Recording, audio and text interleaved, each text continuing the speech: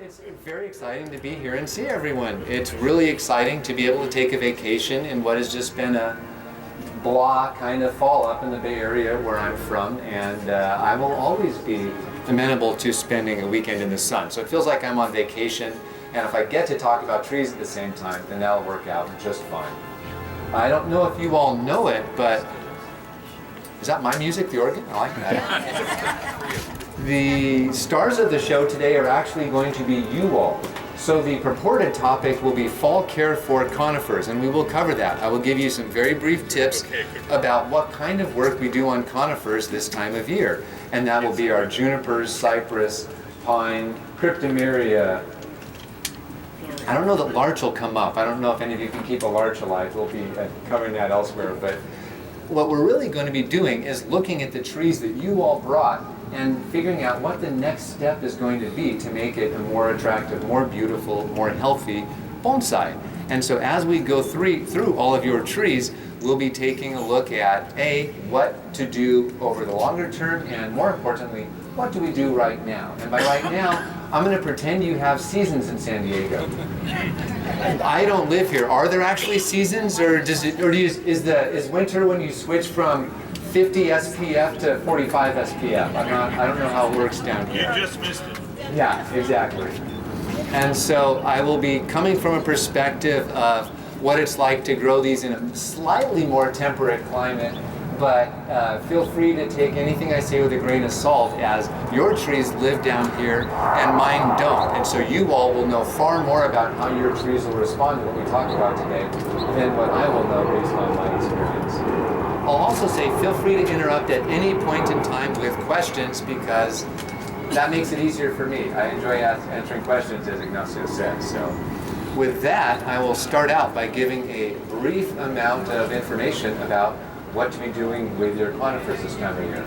And I'm curious, before we do anything, do any of you have any guesses? Can any of you shout out, what is something you might want to do this time of year with a conifer?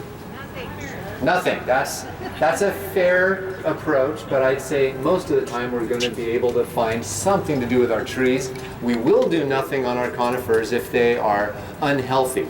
And that's a really important point to make, is that when I see a tree that is not healthy enough to work on, nothing is actually the right answer. So gold star for the smart aleck response. What else? Pruning? Pruning. Yes, and why do we prune this time of year? Because it goes dormant in a little while.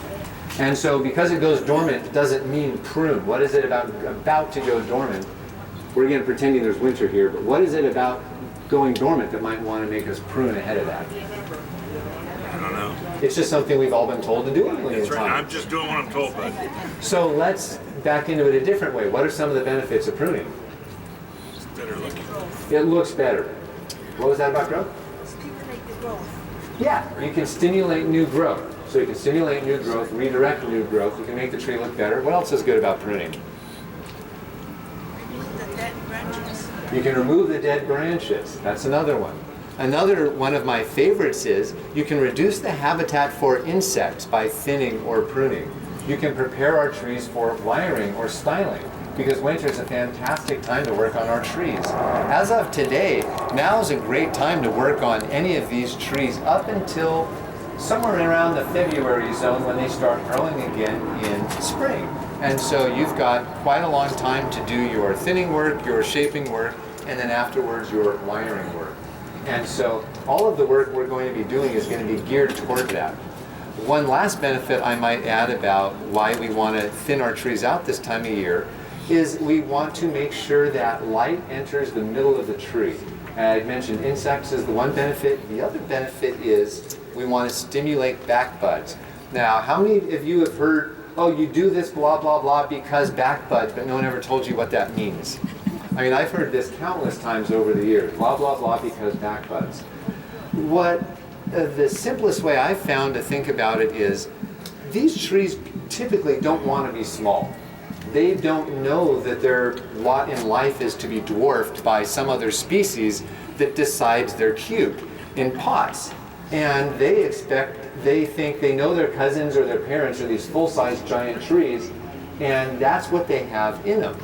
And if we leave any of these bonsai alone, every year they're going to get a little bigger, a little bigger, a little bigger until they can catch up with their full-size siblings. If we don't allow light into the interior of the tree is not going to want to invest in buds that grow inside closer to the trunk. And it's the prevalence or even presence of those buds that gives us some place to cut back to. And it's that renewing of all of the branches on the trees that's the core technique for pretty much every single species of bonsai. And so that's the other kind of punchline of why we want to do this.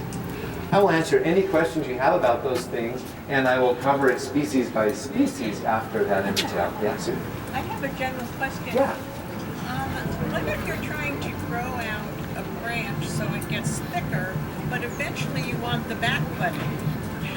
How do you balance? How do you navigate that? So Sue's question is, what do you do if you want something to get thicker, but you also want to be making improvements to the tree? Because I just said it's all these good reasons to cut. There is one big reason not to cut, other than when the tree is not healthy, and that is if we want something to thicken. And so let's see if we have an example of that. We could just pretend this is an example right here. Oh, nice. Don't see a lot of these. Do any of you have the Takate cypress styled as bonsai? A couple do. That's awesome. I imagine these love the heat down here. Does that sound right? Yeah. So in general, if I want to make a skinny trunked tree, I can start doing what I think of as our basic grown-up bonsai techniques. We can do our pruning, our wiring, our thinning. If I want the trunk to get thicker, what I'm going to do is just let this grow. And so we'll have a few examples that'll be case by case of when we want to let something thicken versus when we want to focus on branch development. But if we take a step back from fall work into just overall bonsai development, I break down how to grow bonsai from scratch into three really big, broad categories. The first is when you are propagating a tree. Say you're starting out from a cutting, a seedling, maybe a seed even. The very first thing you have to focus on is picking material that has good genetics and creating good roots. That's all that matters in the first couple of years of a tree's life. If you blow it on those two things you've got to do right at the beginning, good luck fixing the genetics 10 years down the road. You can graft and actually fix the genetics that way, but those are much harder problems to fix. So at the beginning, just focus on the roots and picking good material to work with. Any questions on that yet? We're summing up the whole thing into like 3 sentences. The next phase is trunk development. In general, we ignore the branches for a whole lot of years, and this gets right at the question. We ignore the branches and we let lots of trunk growth happen. We're going to have these things called sacrifice branches. Branches that we might let grow really, really long, and their role is to thicken the trunk. We then remove them and they leave behind something thicker. And that is the core middle stage of development. We're just building trunks. Once we're happy with the size, shape, thickness of the trunk, we completely switch gears. We let our foot off the gas pedal, we put it on the brakes, and we focus on branch development. And by branch development, that is the division or bifurcation of one branch into two, two can split into four, four into eight, and so on. And that's true of pretty much all species, whether we're talking tropicals, broadleafs, deciduous, or coniferous species. We're going to be going through these exact same motions. And so, did your question get addressed in there? The short answer is, in general, if you're thickening, ignore the branches, or vice versa. There are some fuzzy areas when you're almost done with the thickening, and you're starting on the branches, and you might have a tree that looks like this. We'll get back to this later. But as you can see, the goal down here is to have branch density. The goal up here is to have some thickening. This means the owner of this tree is trying to be fancy. They're trying to do a little bit of each. And I say fancy because I do this all the time in my garden. I try to think, how can I wrap up my trunk thickening while still working on some branch development? And in that case, I treat the branches down here differently than I do up here. Any other questions before we get into your trees? Cool. How many of you have ever grown a conifer from seed or cutting? Mm-hmm. So, what do we do with trees in this stage right here?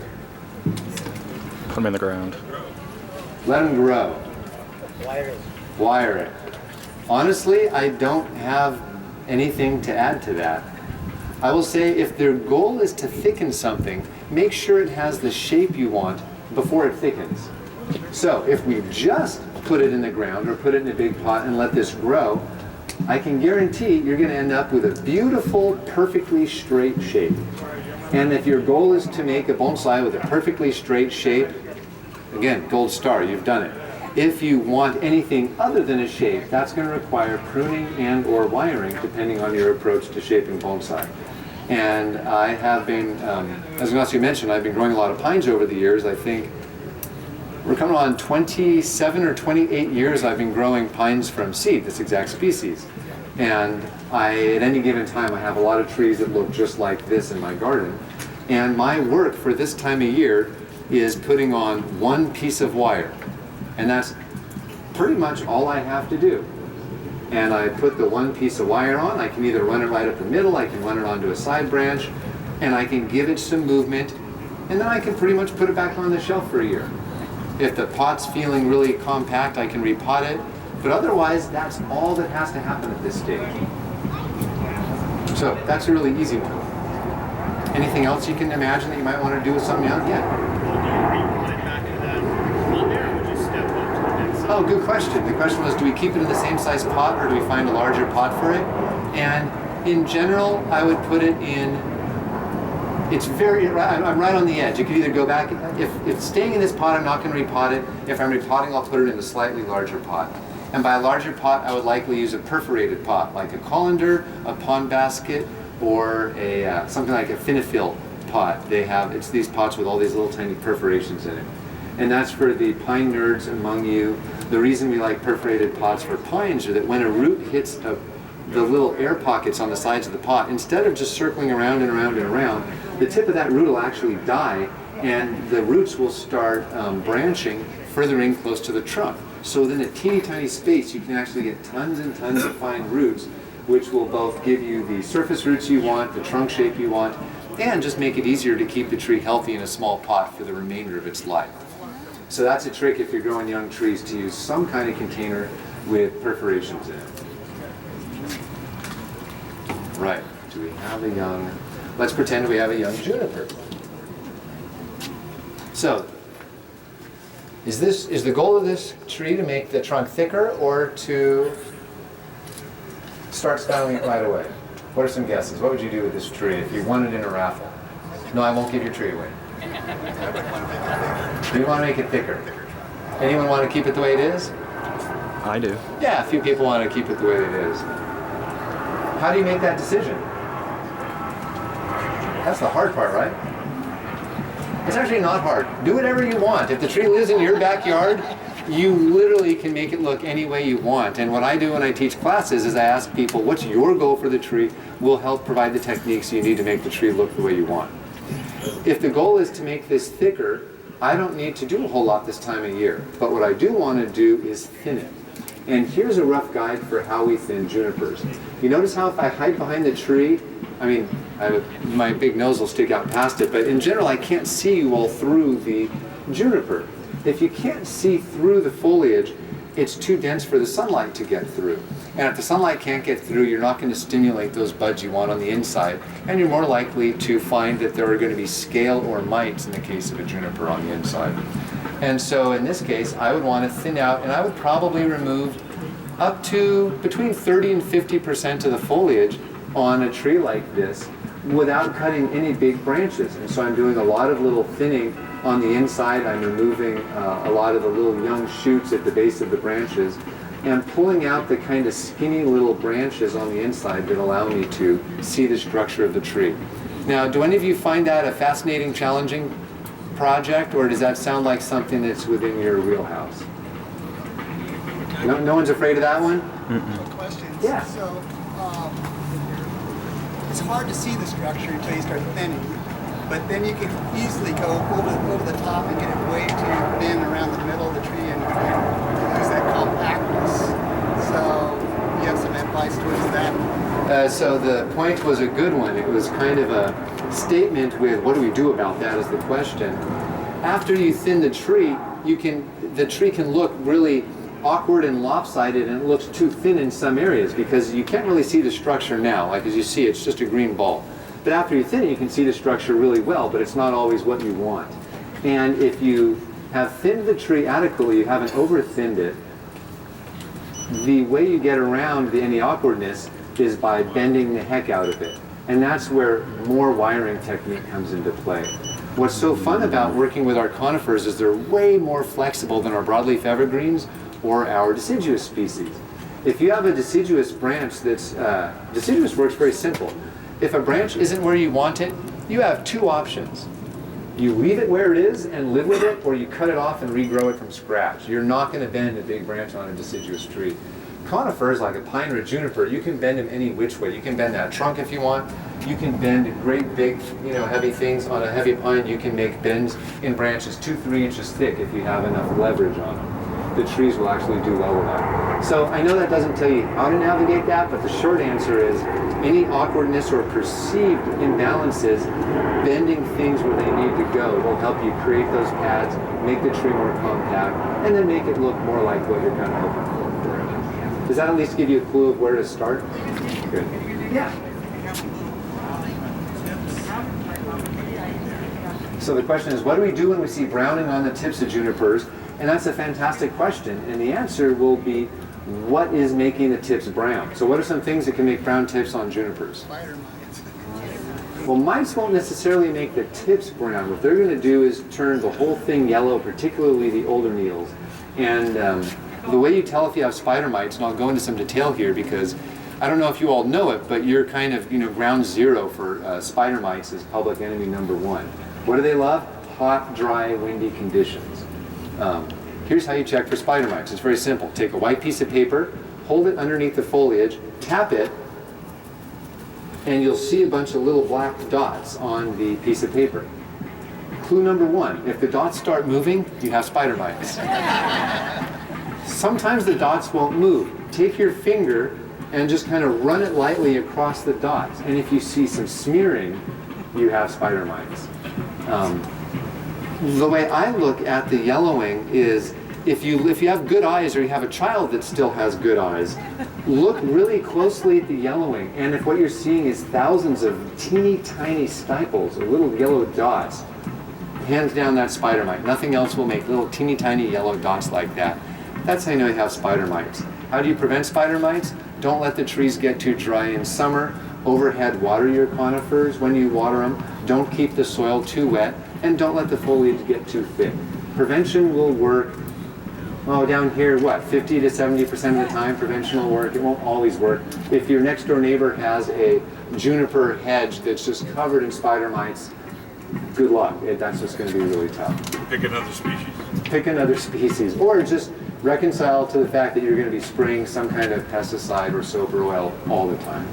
So that's one thing that can make yellowing, but not brown tips. What else makes brown tips on juniper? Overwatering? Oh, here you had another question about the other? Different question, yeah. Okay. No idea about those. Ha. What else can make tips brown on junipers?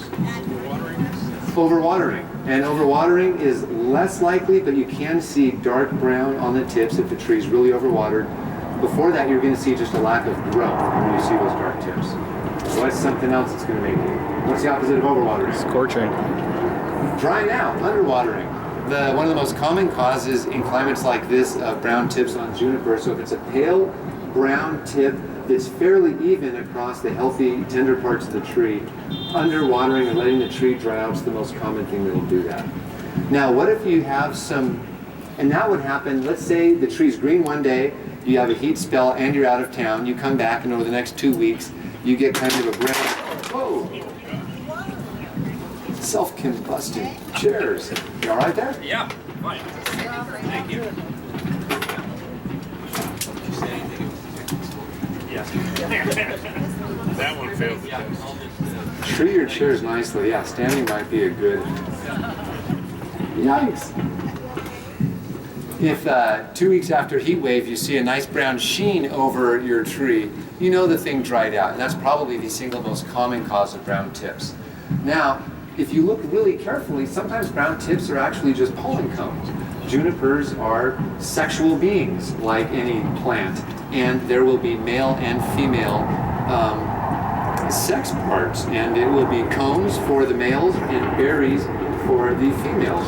If you get a round fruity berry, that's not going to cause brown tips, but sometimes the male pollen cones are very tiny and they look like little brown tips all over. Those will turn brown and fall off, nothing to worry about. The last thing I'll say that'll make brown tips on a juniper, and this is the one scary one, is if you have some kind of a fungal pathogen either on the foliage or in the roots. And that may be something nasty like Pythium on the soil. It could be Phomopsis in the top of the plant. And that would be, let's say you get a little bit of browning on a branch, and then a week or two later you have a little more browning and a little more, and you see this kind of gradual dieback in either different parts of the tree and then over time more and more of the tree. If you have that, then put on your white gloves, keep it separate, and try to find someone who, what's that? What about not enough light? Not enough light is not likely to directly cause brown tips, but it could contribute to the overwatering. Not enough light will usually change the color green. It could become darker, it could become lighter depending on other variables. But for the pathogens, find someone who's an expert around here and might help you ID what the problem might be. And before you grab a product off the shelf to treat it, if you know what it is, check the label of what you're considering applying and then do that. I won't go into the details of chemicals because that would even put me to sleep, but a lot of things can turn things brown and it applies to most of these trees, so I thought it would be worth coming in. Does that help at all? Good. Any questions about any of those? I had a question about pinching back Yeah. to creating light. Yeah. So you said the goal of doing that, of thinning it, is to create light to stimulate new bud growth. Yeah. So I feel like, so I'm confused, like, am I pinching off new buds when I'm doing that? That's what I'm afraid of. Exactly. So that's a really good question. If you didn't hear that, the question is, if I'm clearing out all of that inside growth, how am I protecting the inside growth I need to keep the tree going? How many have been stumped over this in the past? I know I have. The short answer is you get rid of the stuff you don't need and you keep the stuff you do need. So how do you tell? What's your criteria for that? It comes down to looking at the structure of the branch. I'll need an imaginary whiteboard here to draw this out, but if we pretend I am a trunk and this is a branch, if I have lots of side branches coming off this branch, I have many opportunities to cut this branch shorter over time. If that's the case, I don't need to worry about growth that's coming all the way back here. So if there's little growth coming out in this area, I can pinch all that stuff off. Another kind of growth I can pinch is out at the end of the branch. If it's really, really thick near the tip, I can remove up to half of that. So, I'd be taking off every other finger, say, and opening up the light out there. So I'm protecting some of this growth in the middle, getting rid of the stuff where I have lots of branches, and then letting the light through those clumpy areas on the outside. In general, for junipers, the bulk of the growth will actually be in the outer inch when it's this thick like that. And that'll be true of most junipers. You'll find they'll be thick right near the ends. If I remove 40-50% of this outside layer, we'll find we won't have as much we have to remove from inside. Does that make a little sense? All right. Any other questions about that thinning bit? So when we get back to our big question about where to go with this one, when I see it planted in a bonsai pot, my assumption is that it's time to do training, because if the goal were to make the trunk thicker, it would be in a nondescript clay pot or some kind of a plastic pot, and I would see long shoots on it. Whereas because we have no long shoots on the tree and it's in a bonsai pot, that tells me at a glance that someone has decided that they want to make a cute bonsai and they're off to a good start. The next step is thinning it, wiring it, and just deciding on kind of what the details of the style will be. All right. Now, I wanted to show some before and after to give you an idea of what the thinning would look like, and then we can talk about where to go with those trees. I'll try not to talk about there.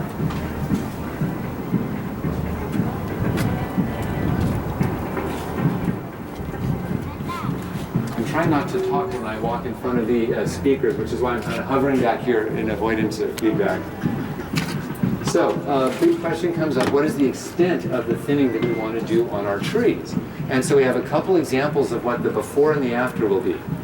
If your trees if your junipers specifically are spectacularly healthy, they might kind of look like this. You're going to have tons and tons of dense growth that you cannot see through, and you're going to find that probably the top of the tree is a little more healthy than the bottom because you get so much more light up on the top rather than on the bottom.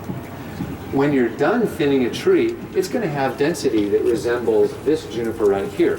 That's a different species, so I don't think the leaves will look the same. But you notice how, however we turn this tree, you can kind of see light and air. I turn it totally sideways, but I don't want to dump out all your soil. But you notice how we can see each other through the branches right here? This tree has been thinned really, really well. The density is even from the bottom of the tree to the top. And it's been trained for a long time, which is why we have a nice silhouette and good branches all over it.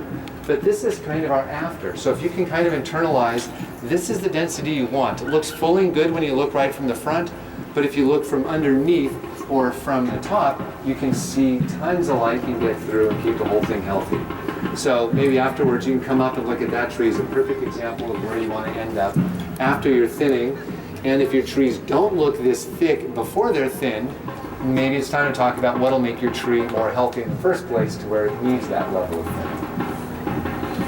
Now I'm curious, whose juniper is this?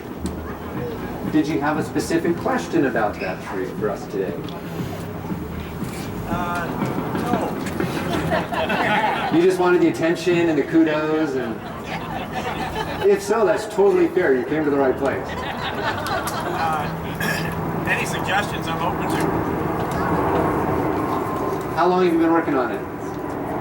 That's one of my oldest trees. It's like 10 years for being a 5-gallon nursery plant. 10 years from a 5-gallon nursery stock. Well, that's pretty fantastic then. I will say one thing comes to mind, and it's more of a design concept rather than a concrete suggestion for what to do with the tree. And I mentioned this during the workshop for some of those of you who caught the workshop. One way to figure out how to style or determine how many branches or what the overall size of your tree will be to look really closely at the trunk. I've often said that if I could grant anyone bonsai superpowers, it's always the same 2 superpowers I wish I could give people. And no, it's not that you could wire faster than Ben Oki. That'd be fun, but the first power I would want to give everyone is the ability to see the trunk to the exclusion of all branches. In other words, look at a bonsai and ignore every branch on the tree. Why is that an important power? We're often distracted in our styling or pruning decisions by what the current branches look like. But branches are mutable. We can prune them, we can graft them, we can bend them, we can lengthen them, we can shorten them. Unless we're going to do a long-term growing project like one of these little buddies, we're kind of going to live with the trunk we have. And so a trunk is a really good starting point. And just, by the by, the second superpower is you need to be able to visualize what the tree might be. And that's a complicated thing because the more you've seen good trees, the easier it is to understand how to take your trunk and decorate it with branches. If you think of it like that, that can maybe give you some clues. All of that is background on this tree because if you drew this trunk on a piece of paper and asked me to fill in the branches, I would create a much smaller silhouette for the tree. If you had drawn on another piece of paper the overall outline or silhouette of the tree and asked me to guess how big the trunk was, I would draw a trunk that's really, really wide. And so that's a really long way of saying the trunk's skinny. But I don't see it as a skinny trunk issue as much as I see, is this the appropriate density or level of foliage for getting the best view of our trunk? Because typically we want to show off the trunk as best as possible. Our job is to translate that concept into what might we do to get those a little more in alignment. And I'll say that's where our own artistic sensibilities really come into play. Some people will never notice that in a million years, and they love light, slender trunks, and based on their training methods, all of their trees are going to have that look, and that's perfectly acceptable. Other people will say, oh, you're right, maybe there's going to be a way I can introduce some more negative space. Maybe I could prune 1 or 2 of these branches. And so it's more a thinking exercise than it is, well, this has to go. You know, because you've done such a nice job creating a balanced tree. There are not obvious starting points for making those cuts, and so that's a fun homework assignment for you. I'd ask you if that helps, but I know it probably doesn't help, but at least you have something to think about. You know, I think you're right. Does that ring true at all? Yeah, fresh eyes make something obvious that you lost track of long ago from seeing a tree every day, year after year. And what's funny is just like the tree was different 10 years ago, we're different people than we were 10 years ago. And if you were new to bonsai at the time, you're probably trying to keep the thing healthy and just put the branches somewhere with the wire. Whereas now you're clearly very good at doing your thinning work, very good at seeing overall structure and balance. Like that's all fantastic. And now it's a matter of, does the branch go here or there? You know, it's more subtle stuff. But otherwise, very, very well done. Any other questions about this tree or comments about the tree? All right.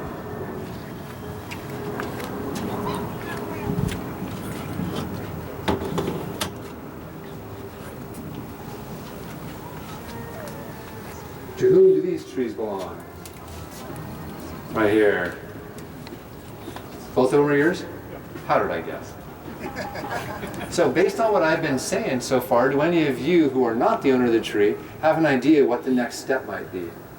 We've already covered a whole lot of the clues, whether the pot, the health, the density. What do you think might be next for these guys? Less dense? Yeah, make it less dense. However, very little thinning is necessary because these are already fairly thin. So we don't need to do a ton of thinning. I would probably do a small amount of needlework, maybe at most. That's what I mean. Yeah. Make it, I would probably pull maybe 10 to 15% of the needles on each of these, but not much more. What else comes to mind? Do you think the goal is to make these thicker or to work on the branches at this point? Branches. Branches, because we have small pots. So you guys can give this talk next week after getting to the end of it. And so if we thin out a little bit of needles, then what's our next step for these two trees? Wire. And when we wire, how do we know where to put the branches? You're shrugging your shoulders. That's a good answer. Well, we'll say more, wherever you want. Wherever you want. And so, are there any conventions that we want to consider when we're deciding wherever we want for the wire? Or do we literally just kind of go for it, whatever? We pick a style and then follow a pattern like windswept. For conifers, and this is a really good point, if you look at the conifers over at the garden right behind, you're going to pretty much learn everything you need to know about how to train your conifers by learning how to study those trees behind us. Look at the branch angles. This is one of the most basic patterns for all conifer bonsai. They're going to have a trunk, and that trunk is usually going up from the pot, up or out in some direction. In most cases, the main primary branches, meaning a branch that comes directly from the trunk, the angle of the primary branches will be down. In most cases, the angle will be acute from that primary branch to the trunk. I can't look at a conifer at this point without imagining what would it take to get all the branches down. Now, why are they all down? Part of it, I will admit, it's a convention. That's what pine bonsai or juniper bonsai look like. The branches go down.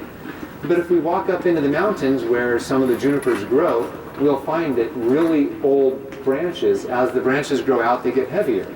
They get weighed down, and the longer they grow out, the lower they go. Now, it doesn't work exactly that way, but it's such a convenient metaphor I thought I'd share it with you all today.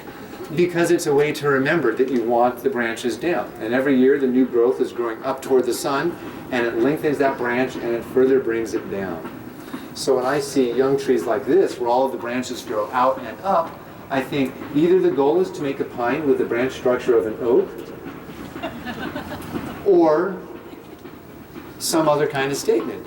Maybe it just is that the tree just needs some wire and it's time to wire the branches down. So in this specific example, what are you planning on doing with the wires here? You know, I started those with Kenji. We don't see Kenji. Well, Kenji's not here, so we can definitely blame him as much as we want. That's easy. But that's the first thing I think of, is these branches are very flexible at this stage, and so I would look to bend down those branches. Now, what makes a harmonious or balanced design, if that's what you're after? Look for branch angles that are consistent, not necessarily the same, but you don't want all of the branches on one side of the tree to be down at one angle and all the branches at the other side at another angle. It just looks silly. We want to make it look like the same forces in nature acted on the tree, each of the branches equally. It didn't do one thing to one branch and another thing to another branch. So yes, wherever we want, but we have a lot of conventions that can guide what that whatever we want might be. And again, copying the examples we see over there will be a really good starting point for that. Now, in terms of the health, what percent of health between 0 and 100% are we at right here? Just throw out some numbers. 90%, 60%. If I tell you that this is the color you want your pines to be, we have to knock down a few points on that. We can also see the needles are a lot smaller here. That's not necessarily a bad thing, but it's one of the things we consider. We also look at the overall density. We look at the, so here how you tell how healthy a pine is.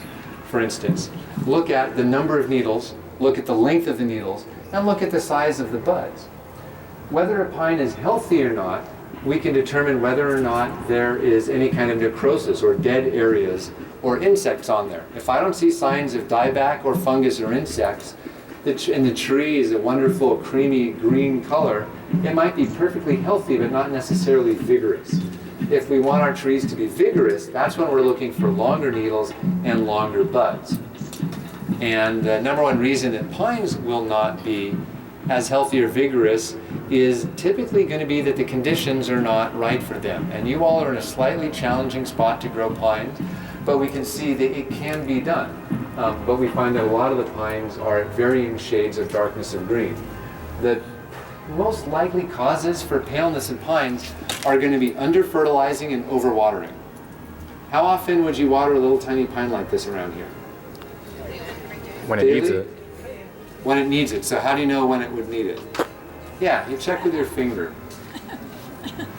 And so what I do is I dig my finger down to where the roots are. Usually it's only a 1/4 inch, maybe 1/2 inch for a really big tree.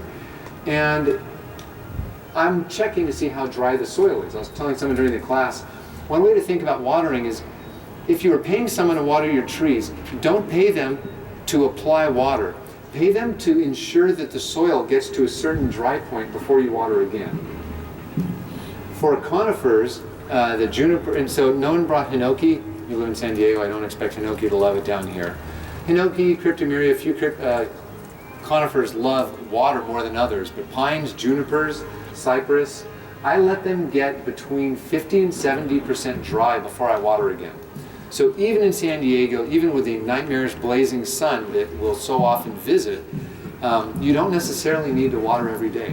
I would recommend overhead watering lightly every day to cool down the foliage, wash off the dust, and keep spider mites at bay, but you don't necessarily need to water down below. The less healthy the tree, the lower the water needs. So if you see a tree that's yellow and weak and sick, the worst thing you can do is start watering it every day. That tree, medicine for a conifer is giving it less water. And I know that sounds terrifying, and I know you're playing with fire down here because it's so hot. You don't have the leeway I do with my much milder days up north. But it's just watering carefully is the goal. Making sure the water's penetrating through, making sure it runs out, and making sure it dries out between waterings. So, you were all correct that because it's in bonsai pots, the goal is to start trimming the branches. The needles are short, the buds are pretty healthy, so it's good enough to wire it, but I would continue fertilizing this tree from now until decandling time this coming spring and see what the state of the needles are, and then decide if you want to cut back or how far you want to cut back when decandling time comes. Does that all make sense? Any other questions about these? Yeah. So I see a huge discrepancy between the size of the trunk and the thickness of the branches. So Yeah. maybe when they grow out, not. So the question was, there's a big discrepancy in the thickness of the branches in the trunk, and the trunks are even different sizes between these two. Totally a matter of personal style. Not every trunk needs to be shaped like a volcano, and it's more fun when we have lots of different shapes. I do some twisty ones, I do some big heavy ones.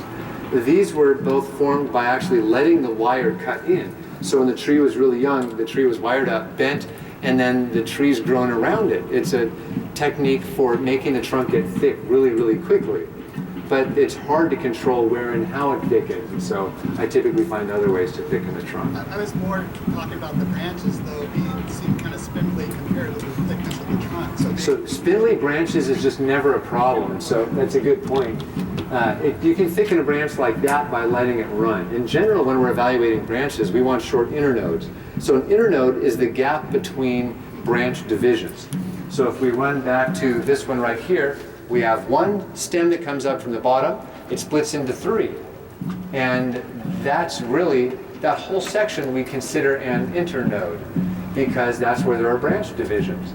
And if your branch divisions are 4 or 5 inches apart, it's hard to make a compelling tree on a small scale.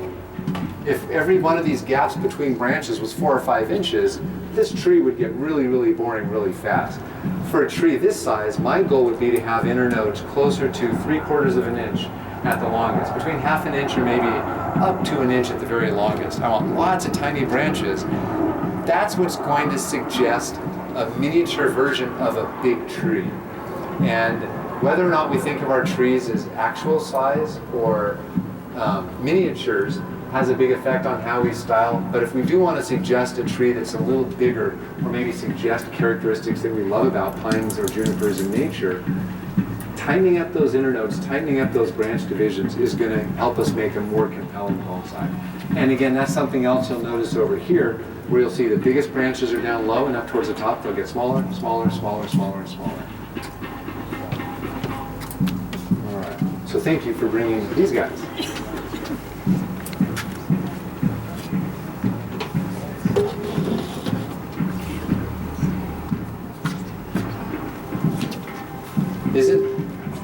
Isn't not this an adorable little tree? Mm-hmm. So, what might the next step be for a tree like this? Sell it. Sell it. I can guess to whom. But let's say you actually just bought the tree. What's your next step? More ramification. More ramification. We want to get density. We want to get to where it is so thick that we have branch next to branch next to branch next to branch. And that's totally possible with a black pine. Now, how do we evaluate the health of this tree? How healthy do you think this one is? I know you can't see up close, but let's pretend you can see. And you can ask me any question. If there's something you can't see, ask me. What do you want to know about this tree that I know you guys way over there? Bob's really far away over there. I know you can't see. What would you ask me to evaluate the health of the tree from 50 feet away? I'll tell you what you want to see. What do you want to know about the tree? Yep, we have fantastic short internodes. They're all about 3/4 of an inch.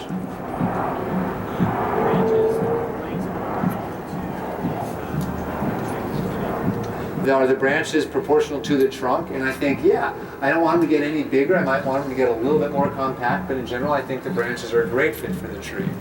And in terms of evaluation, so see, you can learn a lot about a bonsai from 50 feet away.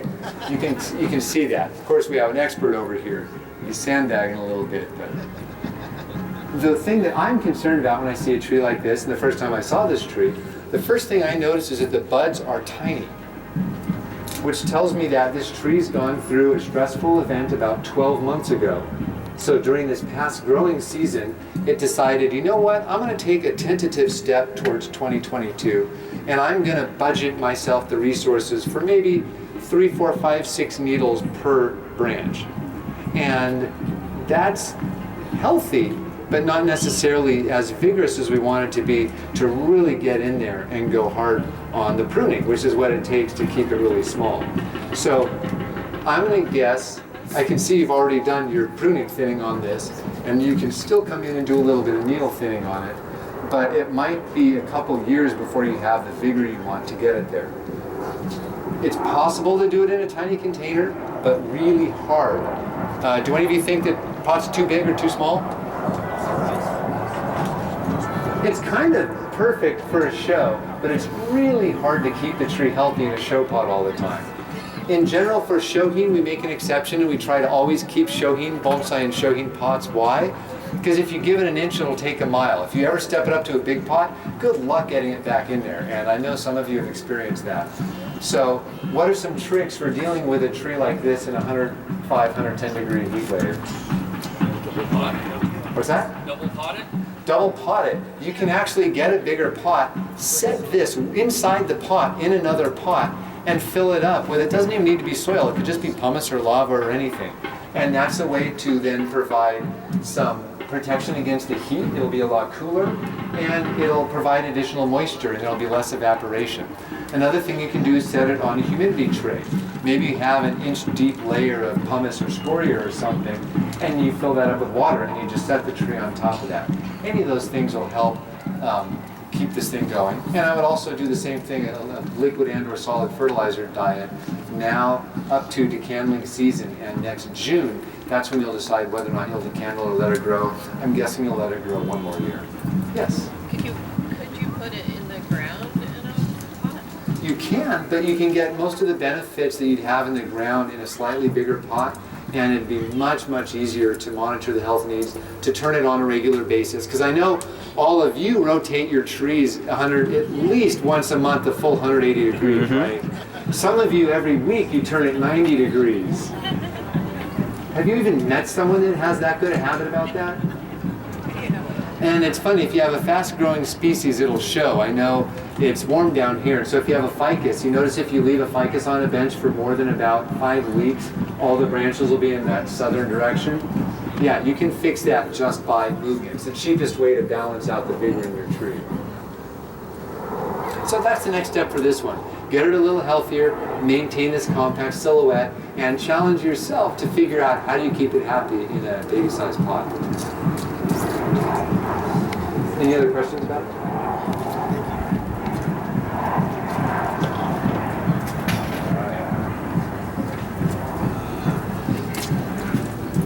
Oop. Tackling fixtures. Whose juniper is this? Ah, right here. I love trees in this stage of development because the first thing that just jumps out at me, before I even see the trunk, I just think, this tree's in the middle stages of development, which means we get to do some bending, some pruning, maybe some deadwood work. We get to do a lot of fun. Even before I have any idea what's going to happen, I know whatever it's going to be is going to be fun. And that's probably one of my personal biases is I love trees when the trunk is done, but we're not all the way to the refinement mode, and we get to just really play around and do some fun stuff. So what's the next step for this guy? This is a Kishu Shimpaku. Thin it out. And then what do we do when we thin it out? Wire it. Now, what style is this tree? I know beginners love reading books that say, these are the 5 basic styles. I'm going to cut off all branches that don't fit whatever style I choose for my tree. Hint, hint, don't do that. And I know some of you are genuinely like, well, why not? What style is this? Is this in any of your books? Do any of you have a book with a tree that teaches beginner techniques that has a tree that looks like this? So should we throw it away? It's not a standard style. Does that mean it has no value? So who's going to stand up for this tree and make a case for it? It's not in any of the books. No one's going to tell you to make a tree look like this, but no one said to throw it away.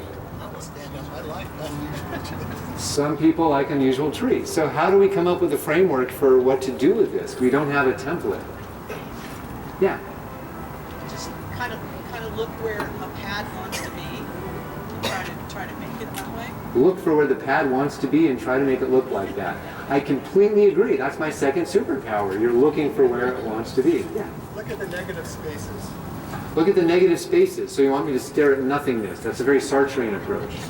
The negative spaces are as important as the positive spaces. The negative spaces are incredibly important. And negative space, for those of you that haven't had an art history class lately, would be gaps between branches. That's the more simple way of thinking about it. The way you make a gap between a branch is you put a branch in one place or another. And so we are considering the positive and the negative spaces. In other words, where we see foliar mass and where we don't see foliar mass. But how do we home in on a design? Yeah. I think I would start by picking a front based on the girth of the base, the movement in the trunk to get the best features visible from the front, and what interesting deadwood features have. And then think about foliage pads after that. That's right. And so for those who didn't hear that, the suggestion was to start by picking a front to the tree. And I know a lot of you are new, and this is a really weird concept when you're new to bonsai, that a tree has a front. Well, it's like, well, I can walk around and see all the way around. What do you mean?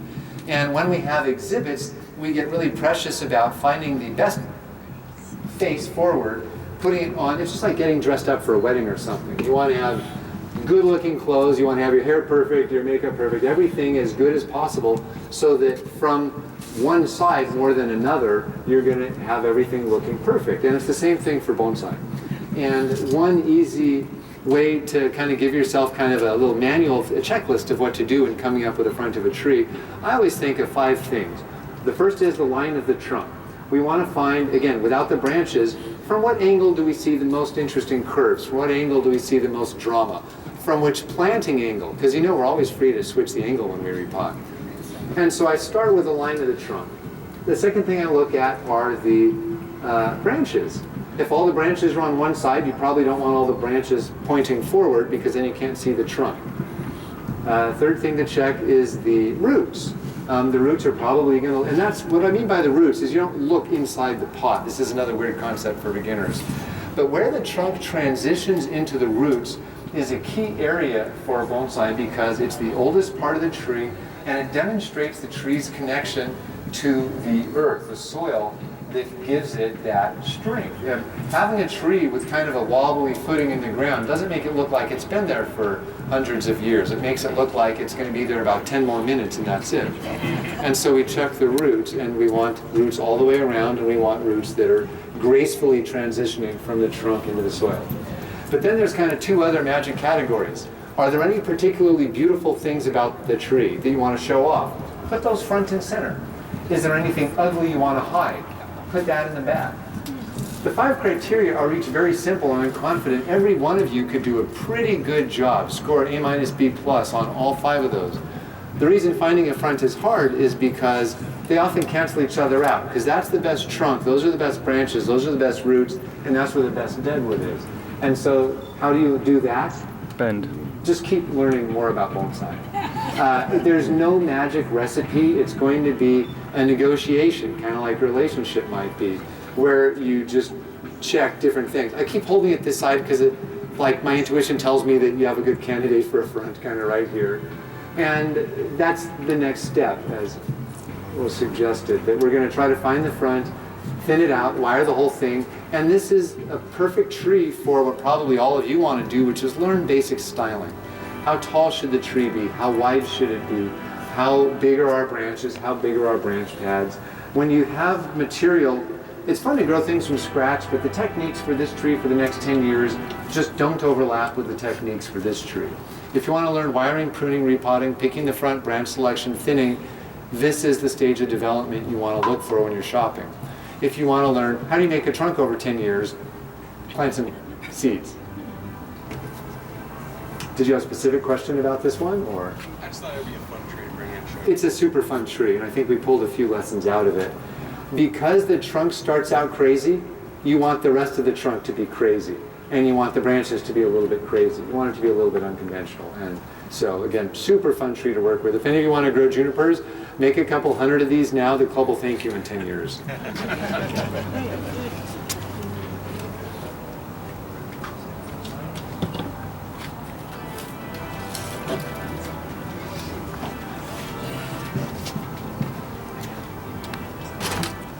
Any guesses about the next step for this guy right here? Somewhere between wire and let it grow. Does it need thinning? No, it doesn't need thinning. What species is this?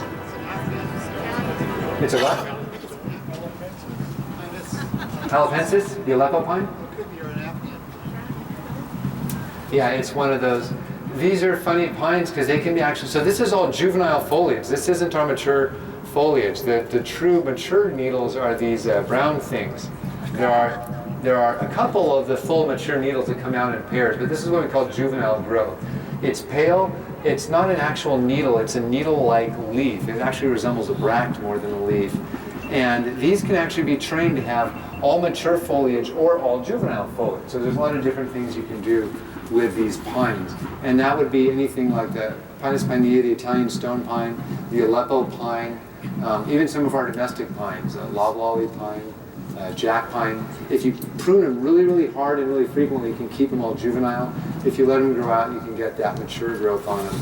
But the single next step for this tree, for me, is start determining what style you're aiming for.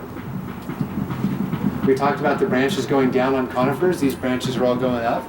Maybe someone's making a statement about how the branches are going to grow for this pine.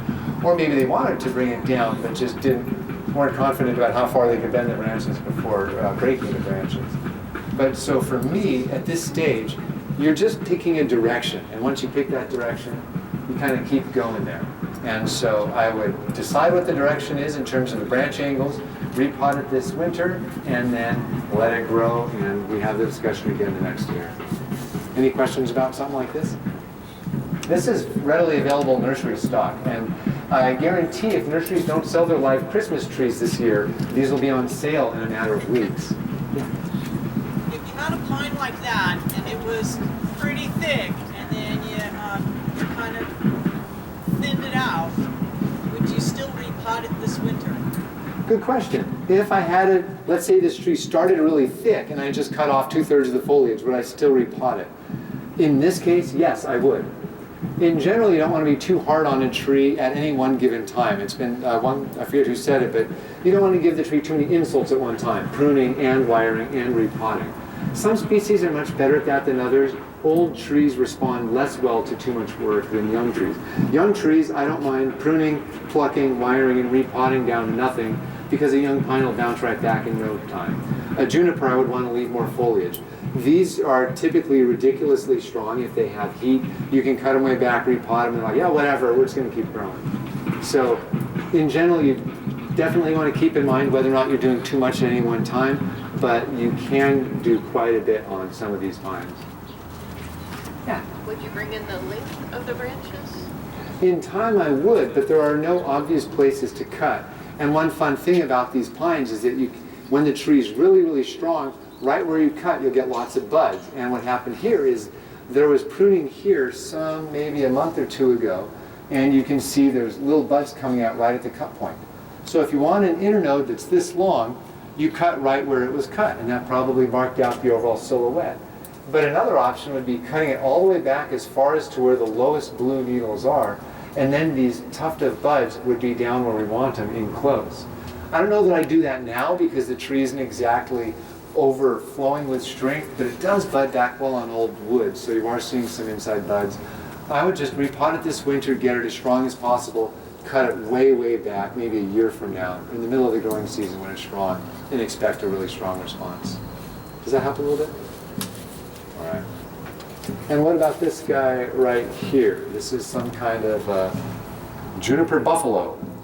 Usually the first word's the modifier, so apparently this is some kind of buffalo. There are so many different kinds of cultivated varieties of junipers. I don't pretend to know more than the most common ones for bonsai. What's the next step on this one? I think you all know this one pretty well by now. I heard wired, yes. Does it need much thinning? A little. Maybe a tiny bit, but no, not really. Does it need repotting? It's very heavy, by the way, that's a clue. Yeah, it's in a nursery container. It looks like it's been grown. This is a perfect workshop tree if you're a beginner looking for something to practice some wiring, practice some branch selection, and then practice your repotting techniques. And so it's a perfect tree for that stage of development. Any other? Yeah. Can you talk about the best time to repot pines versus conifers? That's a really good question for Ignacio. The best time to repot. In general, the best time to repot is right before the trees start growing in spring. That's borderline meaningless down here where the trees are growing all through winter. And so where I live, we don't have any winter to speak of. We didn't even hit freezing last year because I live right by the water, and so that keeps things really mild. I find that my pines start growing in the first or second week of February. I try to finish my pine repotting before that. Junipers will start growing a little later typically, and so I can repot those a little later in the season. So whether it's deciduous or coniferous, I want to repot pretty close to before they start growing in winter. The reason I don't want to repot them now is, let's say the tree's just slowing down and going dormant. If we repot now, we're going to make big cuts that probably won't start healing very quickly until months pass. And I don't want an open wound to sit there in the soil where there might be lots of pathogens for the next several months. I would rather we make a cut and they immediately start healing. And so in general, I try to time my repotting as closely as possible to that magic window. Now, most of you haven't been to my garden. I have maybe, 12, 20-foot tables that are just covered in trees.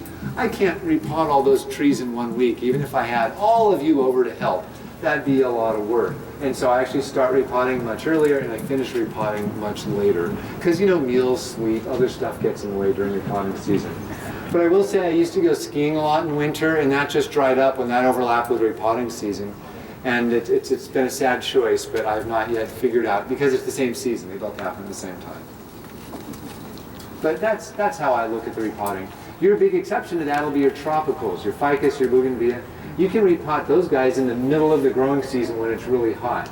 You can prune them really hard, you can repot them in the middle of the growing season when it's hotter than blazes, and they will start growing really, really quickly afterwards. If something like a bougainvillea is heading into a really cold season and you repot, it's just going to poke along and not do a whole lot for the coming months because they don't grow as much. Now, again, down here, that's an exception. You live in a greenhouse all year round. You have a lot more flexibility, but ideally, when the trees are active for tropicals, they're going to give you a much better response.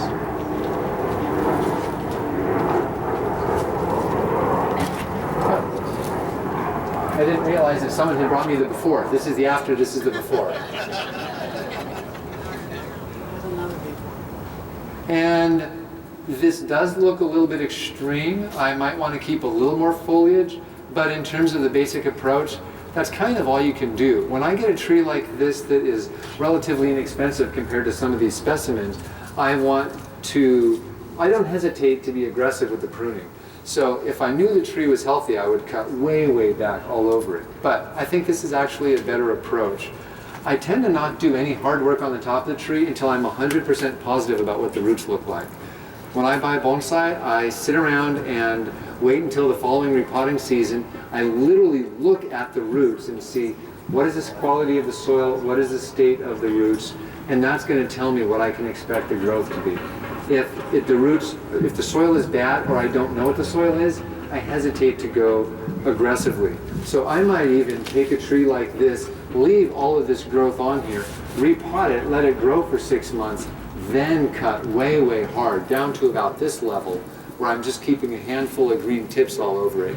Then you can expect a really good response.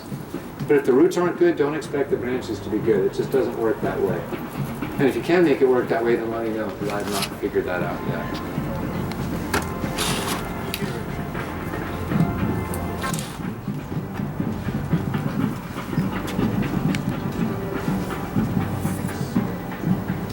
What's next on this one? I think you all know the answers. Thinning.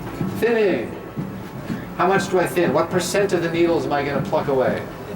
30. About 50%, 30%, somewhere in that neighborhood. A lot of needles are going to come off this. Are we going to look to make the silhouette bigger or smaller based on the size of the trunk? Smaller. It's like you all knew this before you got here today. You're just that quick on it. That's right. The idea, if the trunk is going to be slender, we're going to try to make the tree a little bit more compact and thin it out as we go. Simple, right? Anything that sounds hard about something like this, or anything that might be confusing. If I just handed this tree to you, would the convenient answer to those questions, thinning, pruning, would you know where to cut or what to pluck? And so where do you think the gap is? What is it that you're not, so if we say take off 50% of the needles, what is it that, what would you want to know before you could confidently take off the correct 50%? Which of those needles? Which? Yeah. I want it to go. Do any of you have ideas about which needles get removed? The one underneath, the one not getting any sun. Yeah, typically it's going to be, in general, it's going to be the older needles first, and if there's still too many needles, then remove some of the new needles. And so, let's say this is a 2-year-old branch, and I have a bunch of needles that grew in 2020 from here to here, and then the latter half of the branch is all the needles that grew in 2021. In general, your absolute most basic approach will be pull all of those old needles off, and if it's still too thick, then you pull some of those new needles off until you have some magical number. Yeah? That looks like it has Oh, the comment was it looks like it has a mix of juvenile and mature needles. Interestingly, it has a mix of short and long needles, but all of them are mature. And what that is very likely a reflection of is this tree might have been decandled. Now, for those of you that don't know what decandling is, it's this screwy technique that we do with black and red pine and a few other species. And in general, pines of any species, they grow once a year in spring. They throw out a bunch of branches. And then us cruel bonsai folk cut 100% of that new growth off in June or July. And magically, if the tree's healthy enough, it'll regrow all of that growth again over summer. But we get two big benefits when we do that. In general, the needles will be shorter, and where there had been maybe one strong branch, we might get 2 or 3 or 4 smaller branches. So it's giving us additional bifurcation or division of branches, and it's giving us shorter needles all in one. It's our magic pine technique. I'm guessing that the tree may have been decandled last year, but not this year, and that's why we have 2 different size needles on there. But that's fancy stuff. You gotta get your pines healthy first, and then take it to a workshop down here. You all have lots of good pine growers down here that can help you out mid-season about what to do with your pines when you get to that time of year. So, back to which needles? Can you explain what the candles are? Oh, yeah, very, very good question. Where's the healthiest pine we have? Here's the biggest misnomer in bonsai, is decandling. Maybe not all of you will see it, but up on the top of the tree, the buds for next year are these big pokey white things that stick straight up. Those are the buds for next year. At some point they became called candles. They look like candles. In spring, they will start elongating. We wait for this candle to grow up into a fully mature branch. All of these needles have come out and there'll be a whole big new shoot there. Even though what we're cutting is a branch, we call it decandling. If we remove the candle, technically that would be pruning it today. You'd think etymologically decandling, removing a candle, but it's actually a technique that refers to moving that entire new shoot. Interesting, we call removing the candles this time of year very different things. Now, the Japanese have a just as bad, but a different misnomer, where the technique is known as mekiri, or literally bud cut. But the bud is completely opened up. And so in English and in Japanese, we don't have words that actually accurately describe what we mean by decandling. But that's what the candle is. It is an unopened bud. That is the candle. And that's more than you ever wanted to know if you don't have a pine about how we refer to those things. So, which needles do we remove? Actually, that will be a good example. Any guesses as to which needles we remove? I mentioned previously that we take off all the old ones and then some of the new ones. Is that enough to get going on, or do you think you'd need some more information? For instance, I'd move some of these old needles down here. Those grew in 2020. These needles all grew in 2021. And if there's still too many here, I would start plucking from the bottom and remove some of these needles on the base until I ended up with the right number. Now, so which needles to remove is a fantastic question. How many needles to remove is just as good a question. And I will say, take what I say with a grain of salt. Every teacher you ask will give you a different answer. That alone is your clue to what's actually happening. What it tells you is a couple of the most important lessons you'll ever learn in bonsai. There's more than one way to skin a cat, and I hate that cats have to bear the brunt of that metaphor year after year. But the idea is that there are more than one way of doing things. And if you go to 3 reputable professionals and all of their pines look beautiful and they give you 3 different answers, think to yourself, maybe there's different ways of doing this. Also think to yourself, why would that person say I need to keep 5? Why would that person say I need to keep 9? Why would that person need to say I need to keep 12? And then you can start thinking through why they're giving you that advice. I have tried to avoid concrete numbers like that. I try to stand several feet away from a tree and I think at a glance, does that look too dense or does that look thin enough? Down below, that looks perfectly thin. You can see down below, I can see through here, there's tons of light getting in here. I don't need to make that any thinner. I haven't counted the needles, but I'd say it's appropriately thin. It's a lot thicker up here, but that's because these branches have been left to thicken and make that top part grow. This is where I mentioned that fancy technique, where someone wants these branches to get weaker and these branches to get stronger. It works, you just have to be really careful about how you do that, or else this will get too strong and that'll get too weak down below. Now, we're spending a lot of time on pines. I know a lot of you have pines and questions about pines, but in general, this is what I expect a pine to look like after I've worked with it. Thinned out branches down below and a little thicker branches up above. And in general, we start by taking off the old needles and then we chip away at the new ones. If that doesn't work at all and you need someone to tell you a number, I'll just close my eyes and I'll say, keep 11 pairs of needles on every branch on the tree. And if it's too thin when you're done, you should have kept more, sorry. If it's still too thick, take a little bit more. I will say in Japan, on a really full pine, they do a technique they'll call 3-4-5. 3 needles per branch up top, 4 in the middle, 5 on the lower branches. A little bit of pine math now. This whole tree has maybe, if we count every one of these little branches, I'm going to say this tree has 61 branches on it. When this is a finished bonsai at your club show 4 years from now, this is going to have more like 191 branches on it. If you have 191 branches on the tree and you have 10 needles per branch, that's a lot of needles. If you only have 61 branches on the tree and you have 10 needles each, that might be a very different ratio. So one of my criteria for how many needles to keep, how dense is the tree? Not dense, keep more needles. Super dense, man, I've cut them down to as little as 2 needles per branch. But that's when you have a super duper compact tree and you're really pushing the limits for how dense it can get. All of that to say, you have the ability to teach yourselves what's appropriate for your trees by considering not what does the teacher want me to do, but is it as dense as I want? Could it be more dense? Can I see through there? Is light getting through there? As simple as these things sound, those are going to be your best guides throughout the whole process. Any questions about this tree? There's a few weird things about it if you're only used to bonsai looking like bonsai and not this kind of halfway done project. And now at this point everyone's like, man, is it snack time yet? All right, let's get some other species here. And then we'll get to these guys. All right. Okay, too thick or too thin? Yeah, it's not bad, but it's on the thin side. No, there's no reason to just shout out one answer or the other. Does anyone know what kind of juniper this is? San Jose? Yeah, you can literally tell within a couple guesses. It's probably either a Prostrata would be my first guess, or a San Jose. The owner can correct me if that's wrong. But we see both mature foliage and juvenile foliage on the same tree. And for that reason, this isn't the most popular species to work with. Now, some parts of the country love these because they're super healthy, they're almost impossible to kill, they're very disease and insect resistant. And the only challenge with them is it's hard to make them look tidy when some of the branches are pokey and some of them are smooth.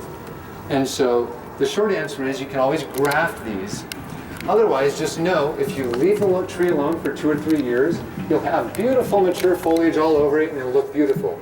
As soon as you prune it, all the foliage will come out juvenile and it'll be all pokey. And you kind of can't have your cake and eat it too with these. It's either going to be one or the other. So the next step for this one, it looks very, very healthy. This can be fully wired at this point.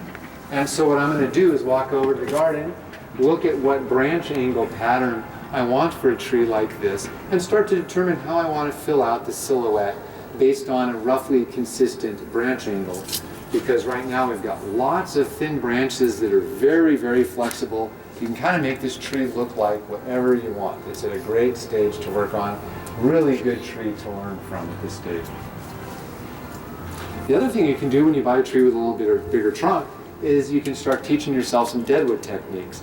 And that would be creating either dead areas along the trunk, also known as shari, or dead branches, or known as jin, the little kind of stubby pokey things that stick out. And so that's another fun thing. If you like doing the carving work, junipers can be really fun for that. Any questions about this guy?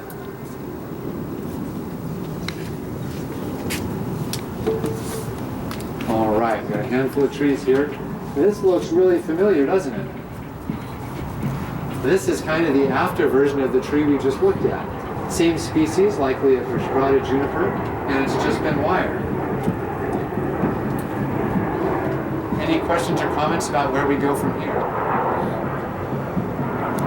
Does the owner of this tree have any questions for us? Or again, if you're fishing for compliments, we can say job well done if you want to admit to that. Yeah. Otherwise, it'll just be anonymously appreciated and you can go to bed tonight feeling good about yourself.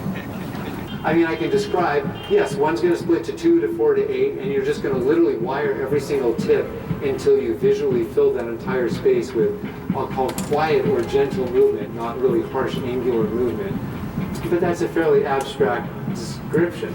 I can hold my hands like this, where there's going to be a ring of branches on the outside that come out and point up, and there's going to be a ring on the inside, and that's all going to be down. But it just looks like I'm making some weird animal ape kind of thing, I don't know what. And so those are the kind of ideas when I'm trying to describe it, but looking at the trees are best bet. This is the first step, actually, is just simply laying the branches out almost flat. The tree will naturally grow up, the tree will naturally bud back in the middle. And what was done really well here is it wasn't pruned totally flat. There are little tiny shoots that come up all throughout the pad. That'll make it fill in so much faster. A lot of beginners make their pads perfectly flat, and it's really boring. You need to keep some of those small upward shoots in the middle of the pads, because remember, you want nice, full, three-dimensional branch pads.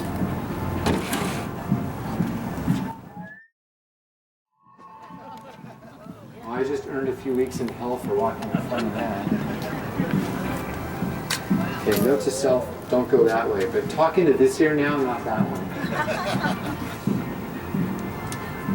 This has clearly been bonsai for a long time. Does the owner of the tree have questions for us about it? Yes.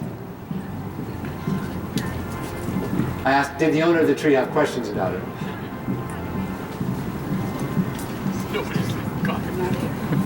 Well, if no one claims it, I could take it home. That'd be easy. Oh, it's a raffle tree? There we go.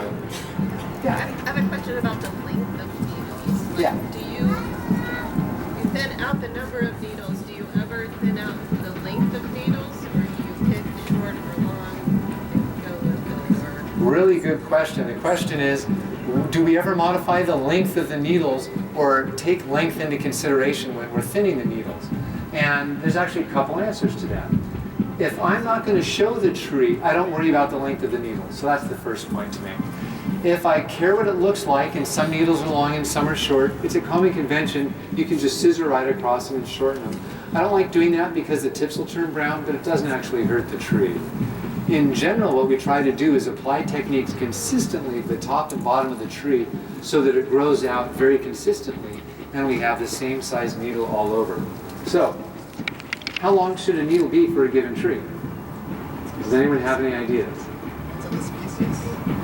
Black pine. How long should a black pine needle be? Depends on what? The size of the tree. And in general, the size of the tree is going to tell us how long we want that needle to be. So for those of you who are new to pine, I can say with a straight face, and I actually mean it, we can very accurately control the length of the needles on pines without a whole lot of effort. And one way in which we evaluate whether or not pine bonsai has been executed well is if the needle length is proportional to the overall size of the tree. And so for a tree this big, I would want the needles to be a little longer than the shortest needles and a little shorter than the longest needles, but maybe about this size is what I would want for this style. If they're a little bit longer by ½ an inch or a little bit shorter by ¼ inch, that's totally fine. But that's one of those things where, notice the needle length on that little shohin we saw.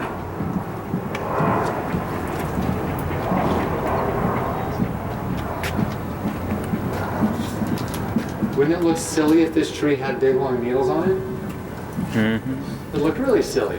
And so this needle length is appropriate, give or take ¼ inch. I wouldn't want to get much longer, but it could go maybe ¼ inch shorter, so somewhere in that neighborhood.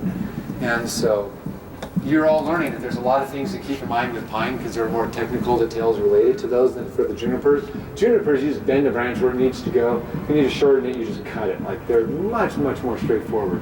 What's hard about junipers is arranging the branches so they look stunning. That's hard.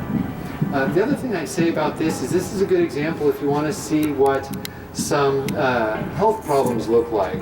There are various things going on in some of the needles. Some of the needles are stunted, some have a little bit of a twist to them. Some of them start green and turn yellow. Some of them start green and turn brown. And those are telltale signs of what looks like at least 2 different problems on this tree. I don't see banding, so at least I don't see needle cast in addition to that. But it very well could have a little bit of tip blight, which would be the brown on the ends of the branches or the needles, and the yellowing is most commonly a sign of a root pathogen. So in general, when I see a few things that I don't understand, if I can't diagnose precisely what it is and it's not bad, I don't necessarily treat it. I won't apply a fungicide, but I will repot the tree, and I'll make sure that the soil is good, that there are no pockets of old soil, and that know that when I water, I'm pushing out the old air, I'm drawing in the new air, and that I'm confident that I've done what I can down there. If I'm still seeing symptoms up in the canopy, that's when I will then start treating the tree. But a lot of times, just improving our watering and improving our soil will make these problems disappear. And if you have specific questions about this tree, feel free to find me later, and I'll make some guesses as about where to go from here. That was a good question about the needles. Any other questions about this guy?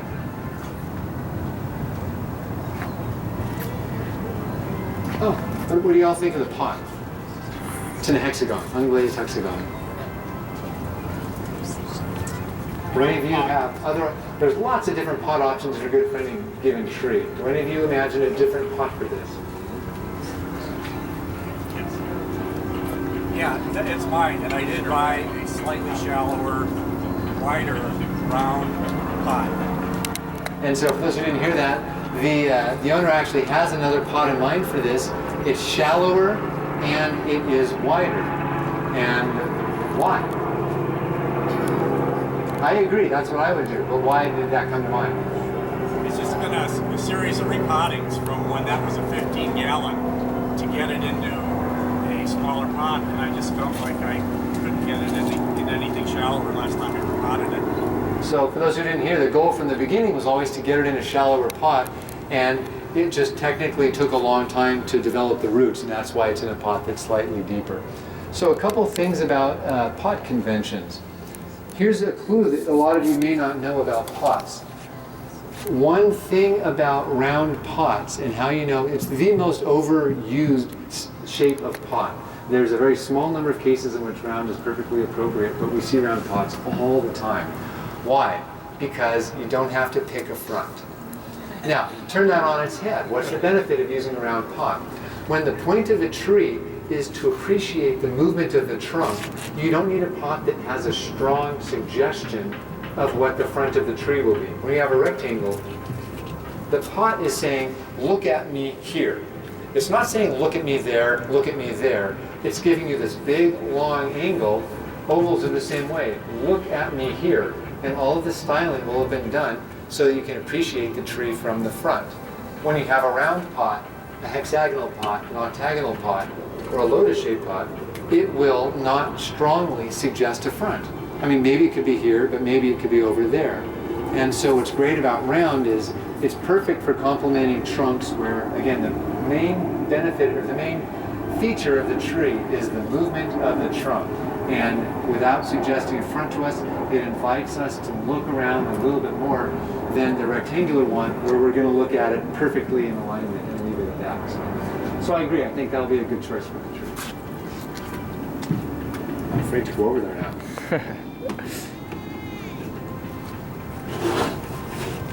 Did someone have questions about this little guy? We've covered a lot of trees at similar stages.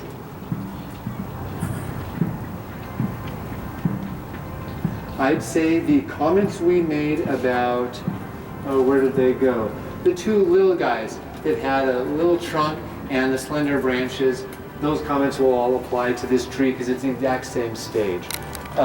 Tiny bit of thinning, maybe 10% of the needles, and time to wire the branches down. Now, I do have one thing that comes up. Oh yeah, sorry. So for a tree like that, what can you do to get more movement in the trunk? It's a pretty thick trunk. It's got just kind of a gentle curve if you wanted. Awesome question. How do we get more movement in the trunk? three really good points we can make about that. One is, it actually is possible to bend this lower part of the trunk, but I usually wouldn't bother to do that. What I would probably do is plant the tree at an angle and then grow the next section of the trunk. So instead of having a straight up base of the trunk, I would have a zig, and then you can continue the trunk at a zag. It's what I call a cheap bend. If I want to lower this branch, the easiest way to lower it is I just plant it at a new angle. So in general, when you're growing trees from scratch or have young bonsai, do anything other than plant your tree straight up and down. Because unless you're making a formal upright, you're not doing yourself a favor by planting a tree like this. Honestly, up to 45 degrees is perfectly acceptable for young trees at this stage. Like, this is a great angle to start with. But again, so I've grown literally thousands of trees over the years, at least well over thousands. Oh, it's gotta be thousands by now. I don't know that I've made one compelling formal upright tree. It's extremely hard. That's my way of saying, please try it, not don't do it. But if you're not gonna do that, no, you have no business planting a tree straight up and down, because when you do change the angle, the roots will be at the wrong angle. Half the roots will be buried and invisible, half the roots will be dead and sticking up into space. So this tree's young enough in development, I would consider planting it at an angle. The best way to get movement in a young trunk is actually if you grow it to the next size up. And whenever you have an awkward section of trunk or maybe lack of movement, instead of worrying about how to take something small and make it bend, make it another 4 inches taller, and then you have more options. Make it another 8 inches taller, maybe have a zig, a zag, and a zig. And so by growing the tree up, we get lots more options for our branch patterns and for our movement in the trunk. Otherwise, it's just engineering and brute force. If you made me put a bend in that, I would get a block of wood, a piece of rebar, and a second piece of rebar, and I would literally crank the top and bottom closer to the rebar around that block of wood, and it would be noisy and take a ton of pressure, but it would be doable. Let that grow for 2 to 3 years, take it all apart, you'd have a little bit of a curve. So there's always going to be some engineering right there. After your pot selection, could you give us an idea of the ratio of the canopy to the pot diameter? Excellent question. The question was, is there some kind of guideline about the ratio of the size of the pot to the canopy? This is going to be our absolute best example of stare at a lot of beautiful bonsai and internalize your version of what you see that looks good.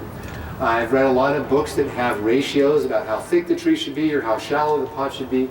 I will say there's some things that really stand out to me, but I've actually never come up with ratios to follow.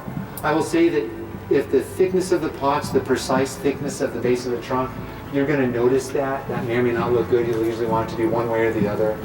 But in general, you want the canopy to extend a little bit beyond the sides of the pot, but that depends on the style that the tree is in. If it's slanting way off to the side, obviously it's not going to extend past the far end.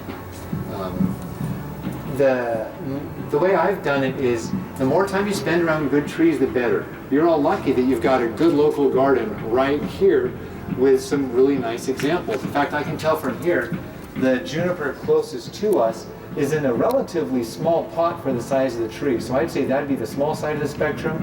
One size bigger, meaning up to an inch bigger, would be an appropriate size for a show pot. If the tree's in training, it can be a little bit bigger, maybe 2 sizes bigger than that. But that's something you have to internalize. I used to pour through Japanese magazines and show books. The big exhibits in Japan publish these books, and you can see pictures of the world's best trees. The European shows do the same thing. Get your hands on a copy of that, go to the club library. I assume you have a club library and have some good books. The more pictures you see of good trees, the more good trees in person you see, the more you'll learn how they're built, how they're put together, and then how to kind of come up with your own aesthetic for how to match that. Maybe I'm just bad at math, and that's why I was an English major, not a hard scientist, and so that's why I think of it that way. But I find that over time we all kind of come up with our own guidelines for what looks good or not. And actually, for that example, I would actually want a shallower pot, oval pot, maybe a tiny bit wider.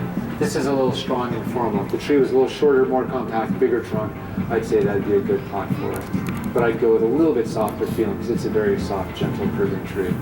So you'll consider that. All right. I'm afraid to walk over there now.